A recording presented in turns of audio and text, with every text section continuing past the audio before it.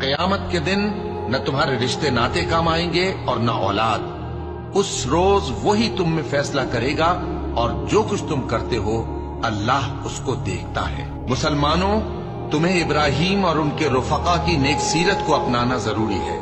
جب انہوں نے اپنی قوم کے لوگوں سے کہا کہ ہم تم سے اور ان بتوں سے جن کو تم اللہ کے سوا پوجتے ہو بے تعلق ہیں، ہم تمہارے معبودوں کے کبھی قائل نہیں ہو سکتے، اور جب تک تم ایک اللہ پر ایمان نہ لاؤ ہم میں تم میں ہمیشہ کھلم کھلا عداوت اور دشمنی رہے گی. ہاں، ابراہیم نے اپنے باپ سے یہ ضرور کہا تھا کہ میں آپ کے لیے مغفرت مانگوں گا اور میں اللہ کے سامنے آپ کے بارے میں کسی چیز کا کچھ اختیار نہیں رکھتا. اے ہمارے پروردگار، تجھی پر ہمارا بھروسہ ہے اور تیری ہی طرف ہم رجوع کرتے ہیں اور تیرے ہی حضور میں ہمیں لوٹ کر آنا ہے. اے ہمارے پروردگار، ہم کو کافروں کے ذریعے فتنے میں نہ ڈالنا